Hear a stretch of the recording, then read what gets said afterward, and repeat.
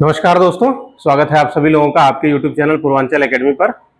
Last class में दोस्तों संविधान के निर्माण की चर्चा हम लोगों की लगभग समाप्त हो गई थी और उसमें छोटे से दो टॉपिक बच गए थे, लेकिन मैं थोड़ा सा आपको रिकॉल कर देता हूं पहले। और हम लोग चर्चा कर रहे थे प्रारूप समिति की। हालांकि प्रारूप समिति की चर्चा को मैंने कंप्लीट कर दिया था, लेकिन थोड़ा सा रिविजन करा देता हूं छोटा सा, जिससे पीछे की बातें आपको ध्यान आ जाएंगी। तो प्रारूप समिति में जो पहली बात हमें ध्यान रखना है वो इसके गठन के विषय में ध्यान रखना है। इसका गठन 29 अगस्त 1947 को हुआ, पहली बात जो बिल्कुल ध्यान रहनी चाहिए। दूसरा, यह 7 सदस्यीय समिति थी। कितने सदस्यीय? 7 सदस्यीय समिति थी। इसमें 7 सदस्य थे, जिसमें इस समिति के अध्यक्ष थे जो वो थे बाबा साहेब डॉक्टर B.R. अम्बेडकर,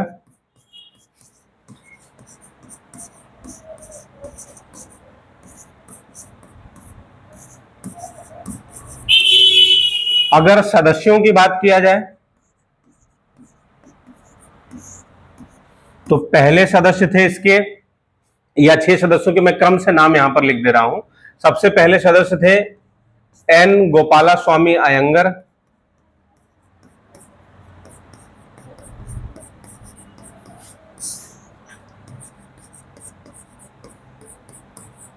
दूसरे सदस्य थे अल्लादी कृष्णा स्वामी अय्यर,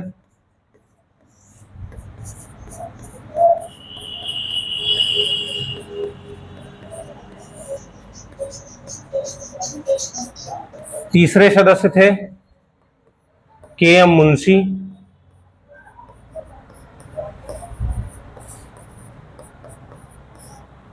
चौथे सदस्य थे सैयद मोहम्मद सादुल्ला,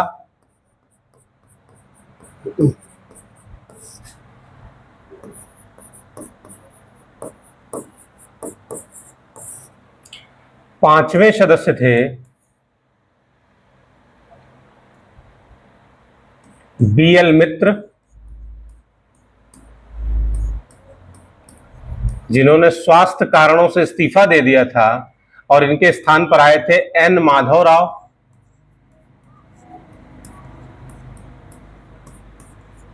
और छठे और अंतिम सदस्य थे D.P. खेतान। D.P. खेतान, जिनकी अक्टूबर 1948 में मृत्यु हो गई और इनका स्थान लिया T.T. कृष्णामाचारी ने।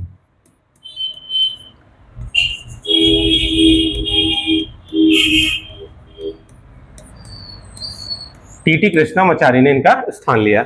यहां तक की बात दोस्तों हम लोगों की अंतिम क्लास में स्पष्ट हो गई थी। यहां तक हम लोगों ने पढ़ लिया था। ये मैंने एक क्विक रिवीजन आपका करा दिया। अब इसके आगे की चर्चा हम लोगों को प्रारंभ करनी है, तो आइए थोड़ा सा समझते हैं। अब देखिए, इस प्रारूप समिति को जो काम दिया गया वो काम ये दिया गया कि संविधान के प्रारूप को आपको तैयार करना है। तो इन्होंने जो प्रारूप तैयार किया प्रारूप समिति के द्वारा, वह पहली बार इन्होंने, अब देखिए अगस्त 1947 में इनका गठन होता है, और अगस्त 1947 में गठन होने के बाद इन्होंने संविधान के प्रारूप को तैयार करना शुरू किया। और जो पहला प्रारूप इन्होंने तैयार किया, तो इसी समिति के द्वारा, यानी प्रारूप समिति द्वारा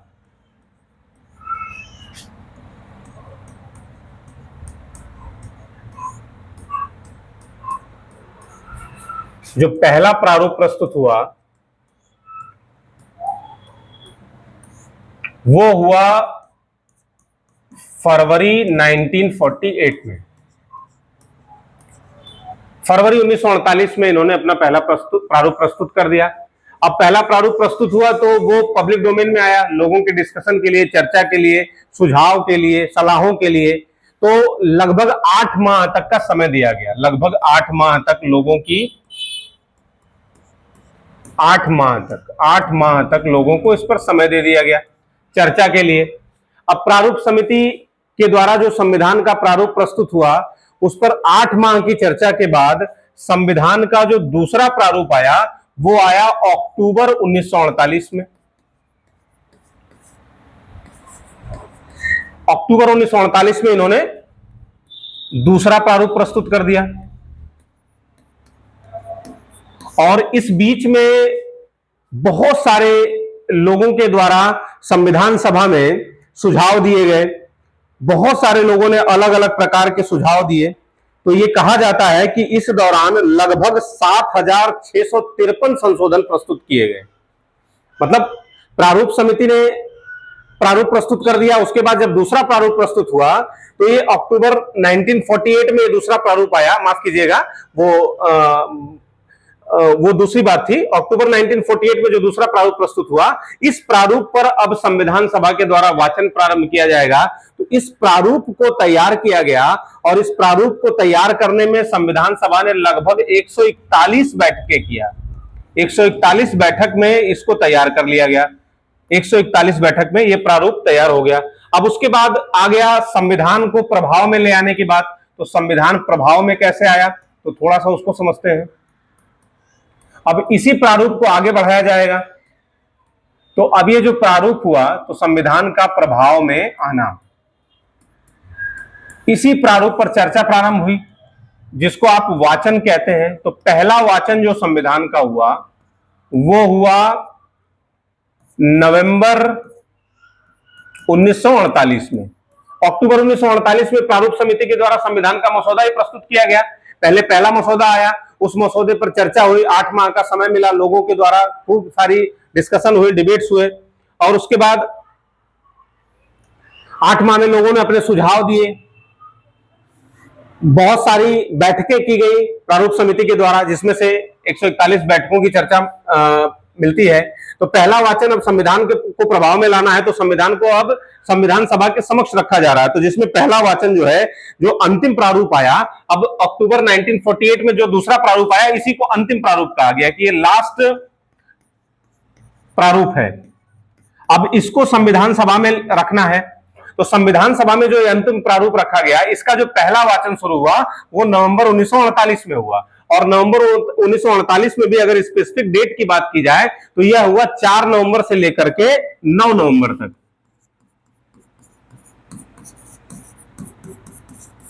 1948 ये महज 5 दिनों का समय है। और इसमें प्रारूप समिति, माफ कीजिएगा, संविधान सभा के द्वारा संविधान का एक मसौदा प्रस्तुत हो गया। अब दूसरा वाचन जब शुरू होगा दोस्तों, तो इस पर पॉइंट टू पॉइंट डिस्कशन होगा, ध्यान रखिएगा। तो इसके बाद शुरू होता है संविधान सभा के द्वारा इसका दूसरा वाचन, सेकेंड रीडिंग जिसको इंग्लिश में कहते हैं।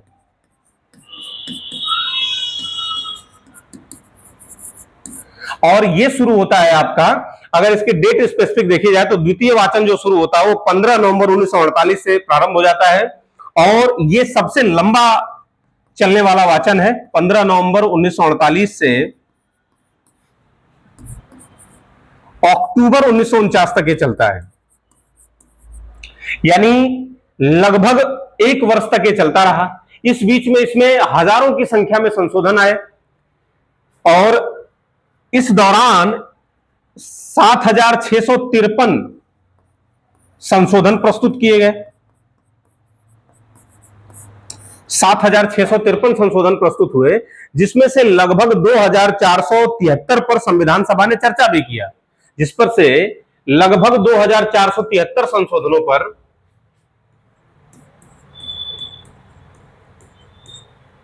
कॉन्स्टिट्यूएंट असेंबली द्वारा चर्चा की गई। अब ये चर्चा कर दिया गया, तो ये सबसे लंबा था, सबसे लंबा वाचन चला। तो इसमें पॉइंट टू पॉइंट डिस्कशन किया गया, प्रत्येक पॉइंट को डिस्कस किया गया, प्रत्येक आर्टिकल को इसमें डिस्कस किया गया। और अब द्वितीय वाचन जब समाप्त हो गया तो अब अंतिम वाचन आता है, जिसको आप तृतीय वाचन कहते हैं। और ये जो तृतीय वाचन है दोस्तों, ये आपका चलेगा नवंबर 14 से लेकर के 26 नवंबर 1949 तक। 14 नवंबर 1949 टू 26 ऑफ नवंबर 1949। 14 नवंबर 1949 से लेकर 26 नवंबर 1949 तक ये चलेगा। और इसी जो तृतीय वाचन है, इसी दौरान डॉक्टर बी.आर. अंबेडकर द्वारा एक प्रस्ताव पारित किया जाएगा, जिस प्रस्ताव को कहते हैं the constitution as settled by the assembly be passed. The constitution as settled by the assembly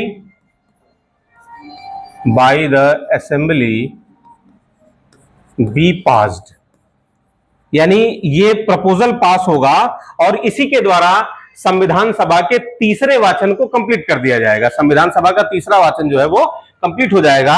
इसीलिए दोस्तों 26 नवंबर 1949 का जो दिन है वो भारत के संवैधानिक इतिहास में बहुत महत्वपूर्ण दिन माना जाता है और इस दिन को हम संविधान दिवस के रूप में भी मनाते हैं।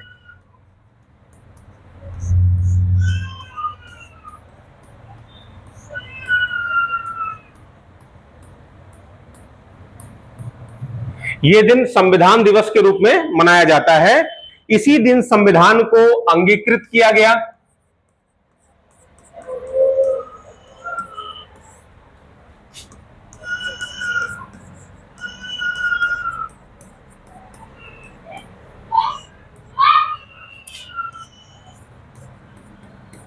अधिनियमित किया गया और आत्मार्पित किया गया। अंगीकृत का मतलब होता है एडॉप्ट। हिंदी में इसके लिए शब्द प्रयोग किया जाता है स्वीकार करना।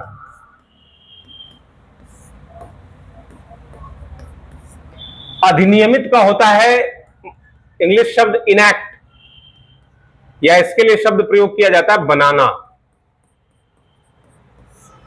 और आत्मार्पित का इंग्लिश जो वर्ड होता है वो होता है गिव टू आवर सेल्फ, और इसके लिए जो हिंदी शब्द प्रयोग होता है वो होता है स्वयं को अर्पित करना। स्वयं को अर्पित करना, गिव टू आवर सेल्फ। तो 26 नवंबर 1949 का जो दिन है वो भारतीय संवैधानिक इतिहास में बहुत महत्वपूर्ण है और इस दिन संविधान को 26 नवंबर 1949 के दिन अधिनियमित किया गया, माफ कीजिएगा, अंगीकृत किया गया, अधिनियमित किया गया और आत्मार्पित किया गया।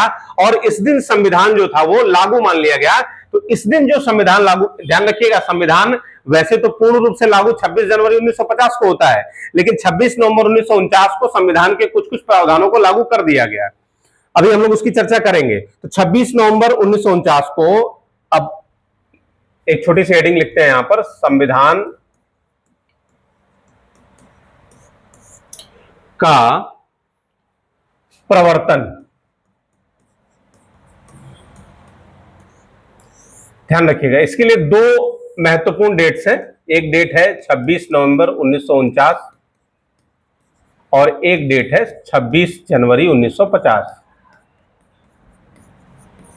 अब देखिए 26 नवंबर 1949 को हमें जो संविधान, मूल संविधान जो हमारा था, इसी को मूल संविधान भी कहते हैं।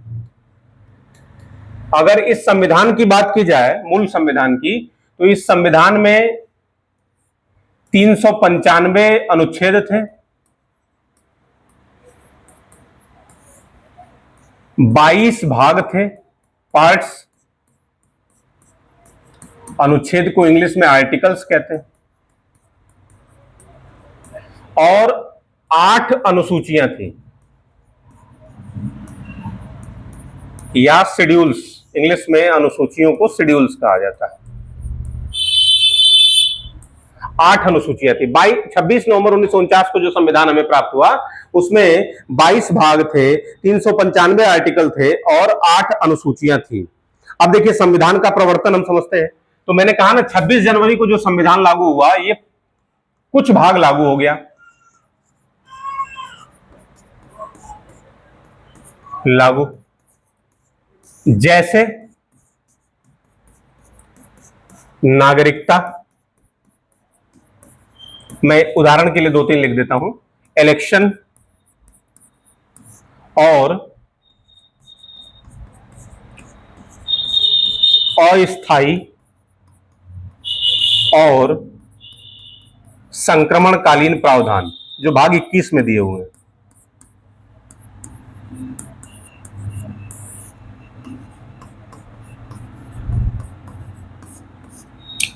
और संविधान 26 जनवरी 1950 को दोस्तों पूर्ण रूप से लागू किया गया। 26 जनवरी 1950 को संविधान पूर्ण रूप से लागू हुआ। पूर्ण रूप से लागू हुआ, इसीलिए इसको हम किस रूप में मनाते हैं? गणतंत्र दिवस के रूप में मनाते हैं। गणतंत्र दिवस।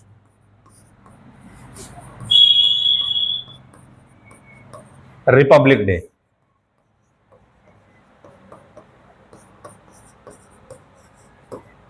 गणतंत्र दिवस यानी रिपब्लिक डे 26 जनवरी 1950 हमारे देश में गणतंत्र दिवस के रूप में मनाया जाता है। अब देखिए इसकी भी एक कहानी है छोटी सी। अगर आप मॉडर्न हिस्ट्री पढ़ते हैं तो उसमें आपको पता चलता है कि 31 दिसंबर 1929 को इंडियन नेशनल कांग्रेस के लाहौर अधिवेशन में पंडित जवाहरलाल नेहरू ने पूर्ण स्वराज की घोषणा किया था और 26 जनवरी 1930 को प्रथम स्वाधीनता दिवस मनाया गया था। मैं इसको थोड़ा सा ब्रीफ कर देता हूं। 31 दिसंबर, इसका कारण ऐतिहासिक है। 1929 को, इसके बारे में सभी को पता है, ये लाहौर अधिवेशन है। मॉडर्न हिस्ट्री में ये बहुत पूछा जाने वाला प्रश्न है। पूर्ण स्वराज की घोषणा किस अधिवेशन में की गई? और रावी नदी के तट पर पंजाब में, उस समय पंजाब था ये, अब तो पाकिस्तान में चला गया ये, पूर्ण स्वराज की घोषणा की गई। पूर्ण Swaraj, complete freedom, self rule complete. और ठीक इसके लगभग एक माह बाद 26 जनवरी 1930, ये बहुत महत्वपूर्ण डेट थी, तो इस दिन हमें प्रथम स्वतंत्रता दिवस के रूप में मनाया गया। प्रथम स्वतंत्रता दिवस के रूप। तो अब ध्यान से समझिए, हमारा संविधान 26 नवंबर 1949 को बन के कंप्लीट हो गया था। अब 26 नवंबर 1949 को अगर संविधान लागू किया जाता तो इस डेट का महत्व कम हो जाता, क्योंकि संविधान लागू किया जाता अगर पूरी तरह से तो 26 नवंबर 1950 को रिपब्लिक डे के रूप में मनाना पड़ता। इसलिए इस डेट को महत्वपूर्ण बनाने के लिए हमने जो आवश्यक प्रावधान थे, जैसे नागरिकता, जैसे चुनाव, जैसे अंतरिम संसद के प्रावधान, जैसे संक्रमणकालीन और अस्थायी प्रावधानों को तत्काल 26 नवंबर 1949 को लागू कर दिया और शेष संविधान को हमने 26 जनवरी 1950 को लागू किया, ताकि 26 जनवरी 1930 को जो इस डेट को प्रथम स्वाधीनता दिवस मनाया गया हमारे क्रांतिकारियों के द्वारा, इस दिन को थोड़ा महत्वपूर्ण बनाया जा सके। इसीलिए 26 जनवरी 1950 को महत्वपूर्ण बनाने के लिए हमने अपने संविधान को पूर्ण रूप से लागू जो किया, वो कब किया? 26 जनवरी 1950 को। तो हमारा संविधान पूर्ण रूप से, अगर कोई आपसे पूछे कि पूर्ण रूप से लागू कब हुआ, कंप्लीटली जो कब लागू किया गया, और इसी को आप किस रूप में मनाते हैं? गणतंत्र दिवस के रूप में। अब स्वतंत्रता दिवस के रूप में तो मना नहीं सकते, क्योंकि अंग्रेजों ने 15 अगस्त की डेट तय कर दिया स्वतंत्रता की, तो ट्रांसफर ऑफ पावर की। तो अब स्वतंत्रता दिवस तो नहीं मना सकते, तो कम से कम 26 जनवरी को, ये 1930 से लेकर, दोस्तों ध्यान रखिएगा, 1947 तक प्रतिवर्ष ये राष्ट्रीय आंदोलन के दौरान स्वतंत्रता दिवस के रूप में मनाया जाता था। लेकिन चूंकि हमारे कांग्रेस के या राष्ट्रीय आंदोलन के नेताओं को सत्ता का जो स्थानांतरण हुआ, जो आजादी हमारी मिली, वह 15 अगस्त 1947 को मिली, तो 26 जनवरी की डेट को हम स्वतंत्रता दिवस नहीं मना सकते, क्योंकि हमारी स्वतंत्रता कब प्राप्त हुई? हमें 15 अगस्त को मिली।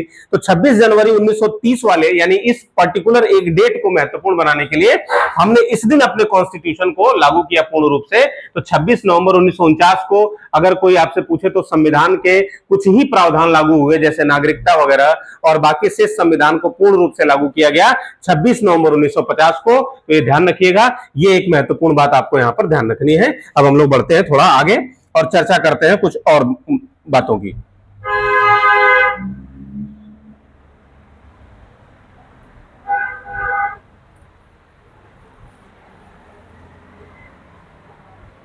अब आइए थोड़ा सा एक छोटे से बात को और समझ लेते हैं,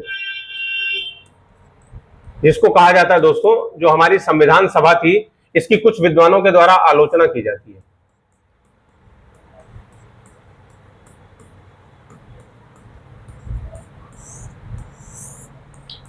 क्रिटिसिज्म ऑफ कॉन्स्टिट्यूएंट असेंबली। तो पहला पॉइंट क्या है आलोचना का? तो सबसे पहली बात तो विद्वानों के द्वारा यही कही गई कि संविधान सभा जो थी,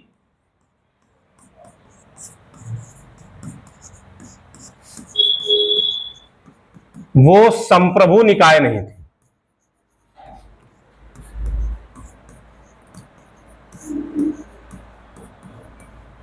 नहीं थी। और तर्क ये दिया गया इसके पीछे विद्वानों के द्वारा, वैसे देखेंगे तो इस प्रकार के तर्क ज्यादातर बाहर के पॉलिटिकल साइंस के विद्वानों ने दिया है, क्योंकि वो बार बार ये बात साबित करना चाहते थे कि संविधान सभा पूरी तरह से ब्रिटेन के कंट्रोल में है।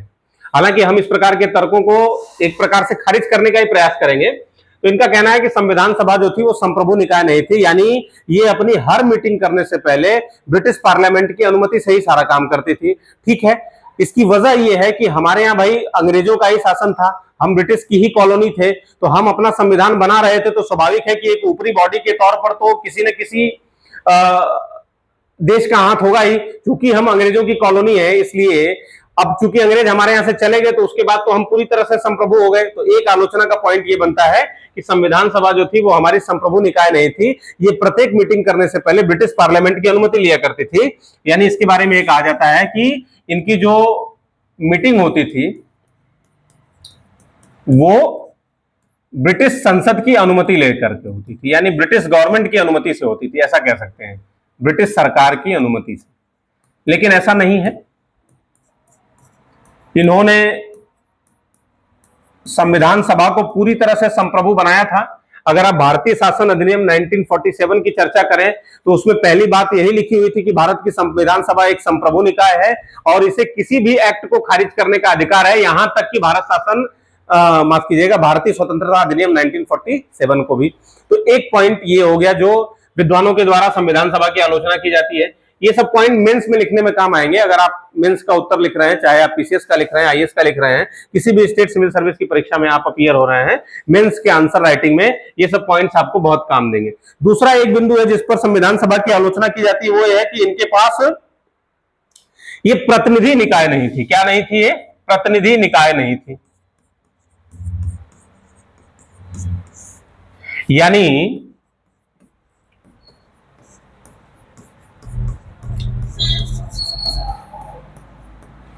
प्रतिनिधि निकाय नहीं होने का मतलब है कि संविधान सभा के सदस्यों का जो निर्वाचन हुआ है वो वयस्क मताधिकार के आधार पर नहीं किया गया है। ठीक है, ये बात तो कहीं कुछ हद तक जायज भी है, लेकिन ध्यान रखिएगा भले ही हमने सीमित मताधिकार का प्रयोग किया, लेकिन बावजूद इसके समाज के प्रत्येक वर्ग के लोगों को हमने संविधान सभा में स्थान दिया था। अगर आपको ध्यान हो, हम संविधान के निर्माण की पिछले वीडियो में हम लोगों ने बताया था कि इसमें हिंदू लोग थे, इसमें मुस्लिम थे, सिख थे, ईसाई थे, एंग्लो इंडियंस थे, महिलाएं थी। कोई ऐसा वर्ग नहीं है भारतीय समाज का जिसका प्रतिनिधित्व किसी न किसी रूप में इस सभा में न पहुंचा हो, भले ही वो सीमित मताधिकार के द्वारा ही पहुंचा हो। हमने वयस्क मताधिकार का प्रयोग नहीं किया हो। इसके पीछे एक बहुत बड़ा कारण यह बताया जाता है राजनीति विज्ञान के विद्वानों के द्वारा दोस्तों कि हमारे यहाँ पूरी तरह से यूनिवर्सल एडल्ट फ्रेंचाइजी लागू करने की कंडीशन अभी विद्यमान नहीं थी, क्योंकि एक बहुत बड़े लेवल पर इलिटरेसी थी भारत में उस समय। बहुत ज्यादातर लोग पढ़े लिखे नहीं हुआ करते थे। इस वजह से हमने पूरी तरह से प्रतिनिधि निकाय नहीं बनाया और हमने कुछ लोगों को चुनाव के द्वारा लाया और कुछ लोगों को मनोनयन के द्वारा लाया। लेकिन हम ये मानकर चलेंगे कि चूंकि भले ही सीमित मताधिकार का प्रयोग हुआ है, लेकिन भारतीय समाज के प्रत्येक वर्ग का प्रतिनिधित्व संविधान सभा के अंदर मौजूद था। तो हम लोग इस पॉइंट को भी यहां पर खारिज कर देंगे। तीसरा बिंदु जो है आलोचना का वो ये है कि ये समय की बर्बादी है। क्या है? समय की बर्बादी, वेस्टेज ऑफ टाइम। और कुछ लोगों ने अमेरिकी कॉन्स्टिट्यूशन से तुलना किया कि अमेरिका का संविधान 4 महीने में बन गया, यूएसए का कॉन्स्टिट्यूशन 4 महीने में बन गया। उसके विपरीत भारत का जो संविधान है वो 2 वर्ष 11 माह और 18 दिन में बनकर तैयार हुआ। तो कुछ विद्वानों ने कहा कि समय की बर्बादी है, वेस्टेज ऑफ टाइम है, बहुत समय लगाया संविधान सभा ने। लेकिन ध्यान रखिएगा अमेरिका के कॉन्स्टिट्यूशन में केंद्र का कॉन्स्टिट्यूशन अलग है, राज्यों का संविधान अलग है, इसलिए उनके यहाँ कम समय में संविधान बन गया। हमारे यहाँ संविधान बहुत बड़ा है और हमने केंद्र के प्रावधान, राज्यों के प्रावधान, जनजातियों के प्रावधान, सभी के सामाजिक सुरक्षा से संबंधित सभी प्रकार के प्रावधानों को हमने एक ही डॉक्यूमेंट में कंपाइल किया है, एक ही संविधान में हमने लिखने का प्रयास किया है। इसलिए हमारा संविधान बड़ा हो गया और हमारे संविधान में बहुत सारे आर्टिकल्स लिखने पड़े। और जब इतने सारे आर्टिकल्स लिखने पड़ेंगे दोस्तों और उन आर्टिकल्स को पॉइंट टू पॉइंट डिस्कस करना पड़ेगा, तो बहुत स्वाभाविक है, बहुत नेचुरल है कि इस प्रकार के संविधान को बनाने में समय अन्य संविधानों की तुलना में ज्यादा लगेगा। इसलिए हम इस पॉइंट को भी यहां पर खारिज करेंगे कि हमारे संविधान निर्माताओं के द्वारा समय की बर्बादी की गई। हमारे संविधान निर्माताओं के द्वारा किसी प्रकार के समय की बर्बादी नहीं की गई और भारत का संविधान जो है वो बहुत बढ़िया संविधान माना जाता है। दुनिया के लोग हमारे संविधान को कॉपी करते हैं। चौथा पॉइंट जो आलोचना का है वो है कि इसमें कांग्रेस का प्रभुत्व था। इसमें क्या था, पीछे मैंने आपको बताया भी था, जब संविधान सभा के लिए चुनाव हुआ तो कांग्रेस ने 208 सीटें जीती 296 में से। तो स्वाभाविक है, कांग्रेस राष्ट्रीय आंदोलन की एक बहुत बड़ी पार्टी थी। कांग्रेस ने राष्ट्रीय आंदोलन को लगभग पूरे दौर में, पूरे आधुनिक भारत के अगर आप इतिहास को पढ़ते हैं तो कांग्रेस के ही इर्द गिर्द राष्ट्रीय आंदोलन चलता रहा। तो स्वाभाविक है, ऐसी स्थिति में अगर कांग्रेस के ज्यादा सदस्य जीत कर आते हैं तो कांग्रेस एक बड़ी पार्टी के रूप में उसमें रहेगी। तो कुछ विद्वानों के द्वारा यह भी कहा गया कि कांग्रेस का प्रभुत्व है, इस वजह से इसको एक क्या बोलते हैं, आलोचना करते हैं और उसको एक प्रतिनिधि निकाय नहीं माना जाता है। ग्रेनविल ऑस्टिन एक विद्वान हुए हैं, उन्होंने कहा कि ये एकदलीय देश का एकदलीय निकाय है। ग्रेनविल ऑस्टिन के द्वारा क्या कहा गया, इनका स्टेटमेंट नोट कर लेते हैं हम लोग। ग्रेनविल ऑस्टिन ने कहा कि संविधान सभा, यानी भारत की संविधान सभा, कॉन्स्टिट्यूएंट असेंबली, एक दलीय देश का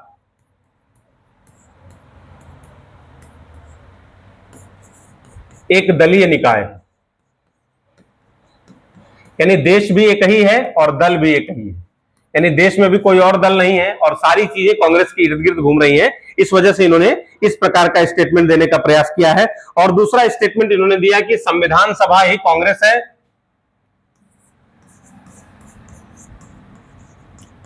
संविधान सभा ही कांग्रेस,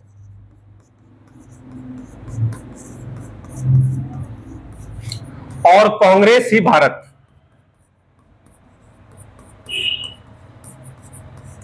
तो इन्होंने कहा कि ये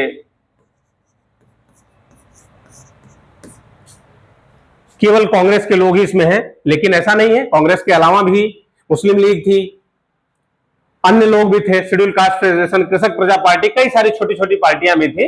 ये अलग बात है कि कांग्रेस के पास राष्ट्रीय आंदोलन का एक पूरा उनके पास अनुभव था और उन्होंने राष्ट्रीय आंदोलन को अपने अनुसार चलाया था।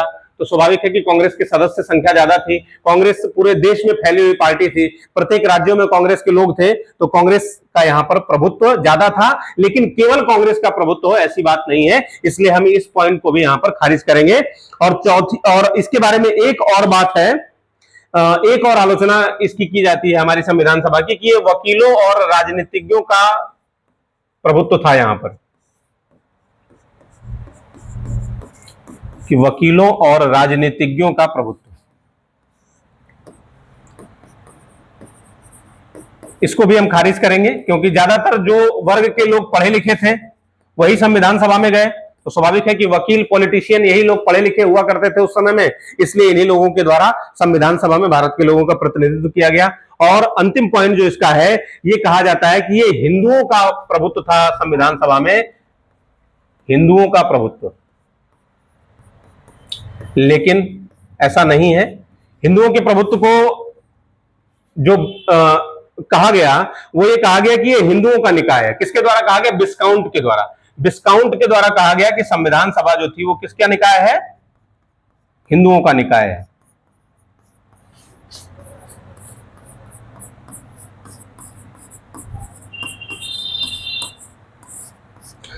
हिंदुओं का निकाय, लेकिन ऐसा नहीं है। इसके अलावा मुस्लिम भी थे, बौद्ध भी थे, जैन भी थे, सिख भी थे, सामान्य वर्ग के बहुत सारे लोग थे।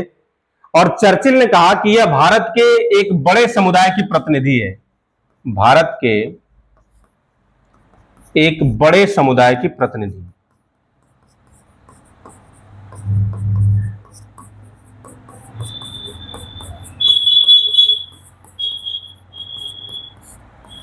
भारत के बड़े समुदाय की प्रतिनिधि, यानी हिंदुओं का प्रभुत्व इस पर ज्यादा है। लेकिन इन सभी बातों को हम खारिज करेंगे। और केवल हिंदू ही नहीं थे, भारत के सभी धार्मिक मान्यताओं के लोगों को संविधान सभा में ठीक प्रकार से स्थान दिया गया। तो अब इसको आप इसका स्क्रीनशॉट ले लीजिए, फिर हम लोग आगे बढ़ते हैं और कुछ अन्य इंपॉर्टेंट छोटे छोटे फैक्ट्स देख लेते हैं और उसके बाद ये टॉपिक हमारा समाप्त हो जाएगा।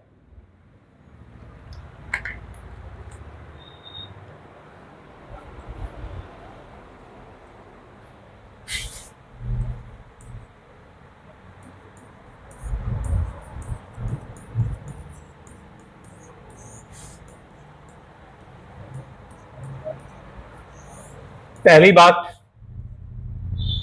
संविधान सभा ने, कॉन्स्टिट्यूएंट असेंबली ने प्रतीक के रूप में, सिंबल के रूप में किसका प्रयोग किया? हाथी का प्रयोग किया। किसका किया? ध्यान रखिएगा, एक तो ये फैक्ट आपको ध्यान रखना है, हाथी का प्रयोग किया। दूसरी बात आपको ध्यान रखना है, संविधान सभा का सचिव, संविधान सभा का सचिव ये बनाया गया HVR अयंगर।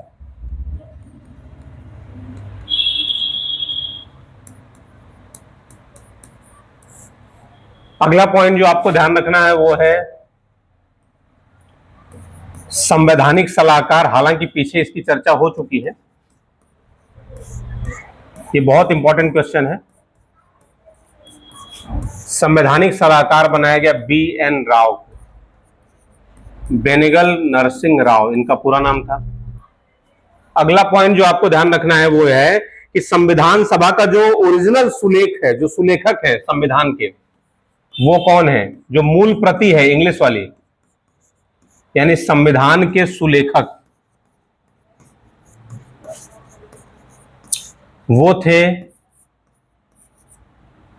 प्रेम बिहारी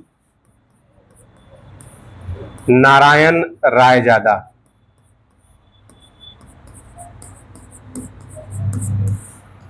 उसके बाद आपको अगला पॉइंट जो ध्यान रखना है वो है संविधान सभा के मूल संस्करण की सजावट, जो अंग्रेजी वाला है, संविधान का मूल संस्करण, संविधान का मूल संस्करण। जो मूल संस्करण है वो अंग्रेजी में है, बाद में इसका हिंदी में अनुवाद किया गया है 58वें संविधान संशोधन के द्वारा, संभवतः 1987 में, और एक अलग आर्टिकल जोड़ा गया संविधान में 394 कैपिटल A, जो संविधान के हिंदी संस्करण से संबंधित है। तो जो मूल संस्करण है इसकी सजावट की गई किसके द्वारा? नंदलाल बोस,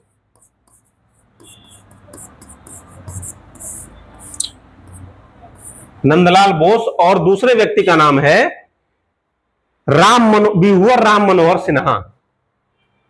नंदलाल बोस तथा, मैं यहां पे नाम लिख दे रहा हूं, दूसरा नाम है व्यूअर राम मनोहर सिन्हा। ये दोनों लोग शांति निकेतन के कलाकार थे। तो संविधान का जो मूल संस्करण है उसकी सजावट किया गया नंदलाल बोस और व्यूअर राम मनोहर सिन्हा के द्वारा। और संविधान के हिंदी संस्करण का सुलेखन किसने किया, ये भी एक समझ लेते हैं आगे।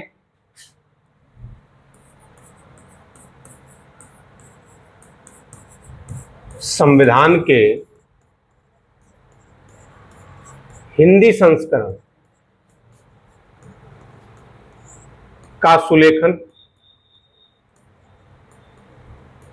किया बसंत कृष्ण वैद्य ने। बसंत कृष्ण वैद्य। और इसी हिंदी संस्करण की सजावट किसने की? नंदलाल बोस ने।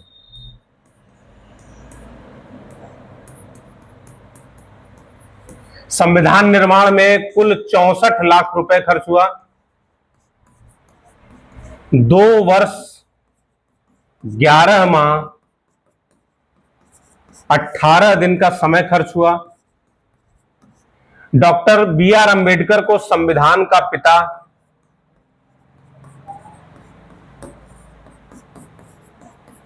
और आधुनिक मनु, मॉडर्न मनु की संज्ञा दी गई। इसके अलावा 15 महिलाएं संविधान सभा में थी। ये सब फैक्ट है जो आपकी परीक्षाओं में घुमा घुमा के पूछे जाते हैं। संविधान सभा में महिलाओं की संख्या